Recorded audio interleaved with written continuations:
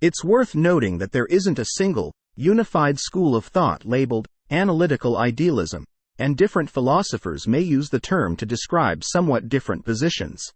Philosophers like George Berkeley, a prominent idealist, made significant contributions to epistemology and the philosophy of language, which align with some aspects of analytical idealism.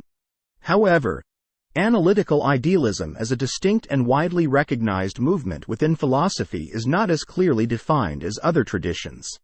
Philosophical idealism is a profound and diverse philosophical perspective that has influenced thinkers across different periods and cultures. At its core, idealism asserts that reality, in some fundamental sense, is dependent on the mind or consciousness. This contrasts with materialism, which posits that the physical world is the primary reality. In this essay, we will explore the key themes, historical developments, and variations within philosophical idealism, shedding light on its implications for our understanding of reality, knowledge, and the nature of existence.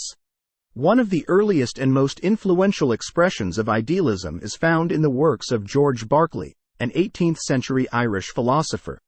Berkeley's idealism, often called subjective idealism or immaterialism, contends that the only things that truly exist are minds and their ideas. He famously stated, "To be is to be perceived," and argued that physical objects have no independent existence apart from being perceived by a conscious mind. In Berkeley's view, the external world is a collection of perceptions, and the reality of objects lies in their being perceived.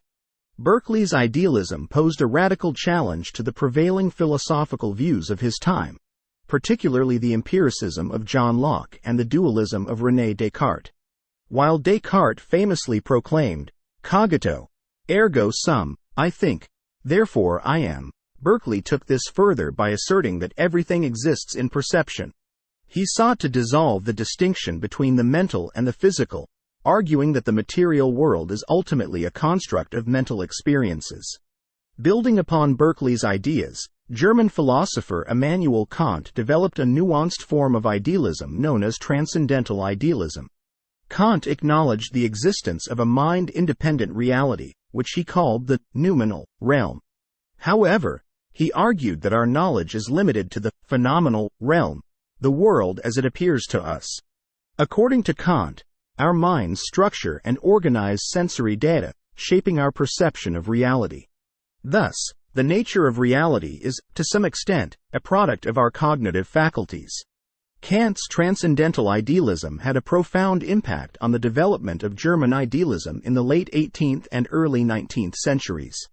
Philosophers such as Johann Fichte, Friedrich Schelling, and Georg Wilhelm Friedrich Hegel extended and transformed Kant's ideas, giving rise to absolute idealism. Fichte, in his work, The Science of Knowledge, Wissenschaftslehre, asserted that the I, or the self, is the ultimate reality. He argued that the external world is a product of the self's activity, a necessary condition for the self to become aware of itself. Fichte's idealism is often characterized as subjective or egoistic, emphasizing the centrality of the subject in the creation of reality. Schelling, in his early philosophy, explored the idea of an absolute or universal consciousness that underlies both the subjective and objective aspects of reality. He sought to reconcile the opposition between subject and object by positing an absolute identity that encompasses both.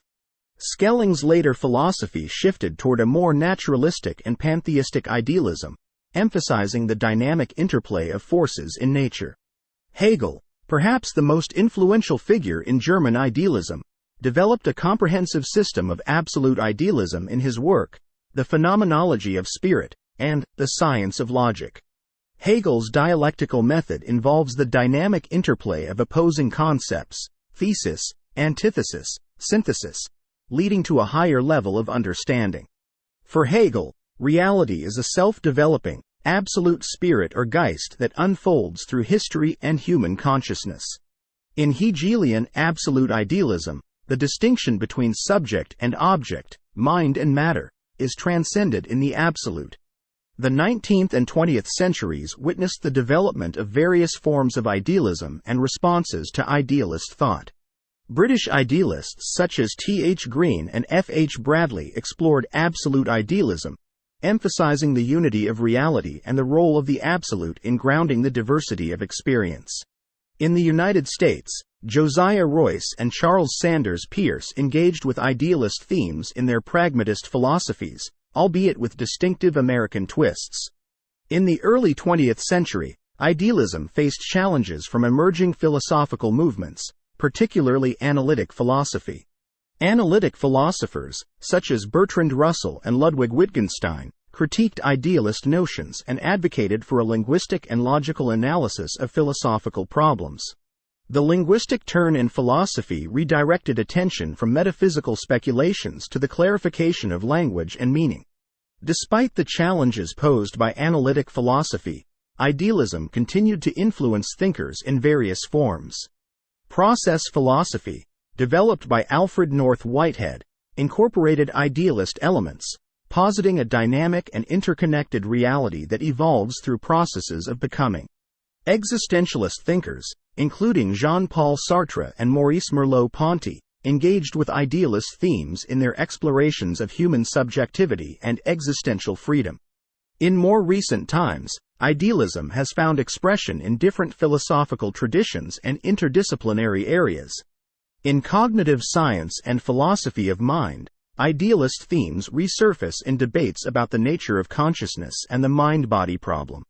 Some contemporary philosophers, such as Thomas Nagel, explore perspectives that challenge reductionist materialism and consider the irreducibility of subjective experience.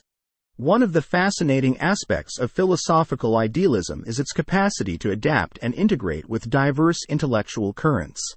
The core idealist insight, that reality is intimately connected to consciousness or mind, continues to inspire reflections on the nature of knowledge, perception, and existence.